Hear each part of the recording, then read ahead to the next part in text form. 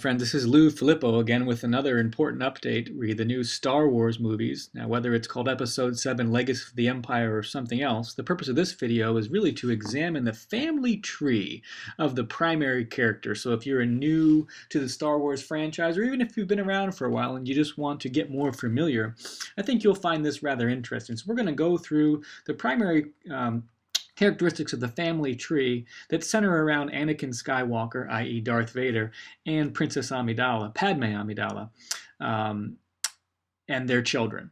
So we can see in this top left-hand corner, we see Clegg Lars. He was the stepfather of Anakin Skywalker. We do know his mother was Shmi Skywalker. What we don't really know is who was his father. Was he fathered by the Force or some sort of a god figure like a Jesus motif, or was there just somebody we don't know about? In any case, though, he did hook up with Padme, and she, of course, her parents were, tough name here, Rui Naberi and Jobal Naberi, as you can see in the top right.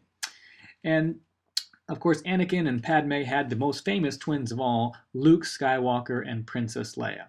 Now, moving over to Princess Leia, we know she got together with Han Solo and had some children that will appear in some of the future movies, but prior to that, Princess Leia, of course, grew up on Alderaan. Her mother was Brea Organa, the Queen of Alderaan, and the prince consort, who was the Queen's husband, was Bail Organa.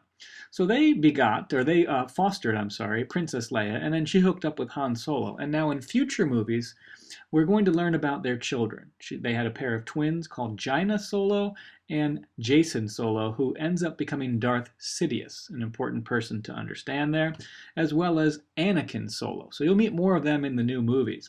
Now, turning back over to Anakin and Padme, the other twin, of course, was Luke Skywalker. He was brought up by adopted parents as well, too, Uncle Owen and, of course, Beru Lars, who were both, unfortunately, the victims of the Sand People or potentially Stormtroopers attack in the very first original Star Wars movie, which of course was now Episode 4.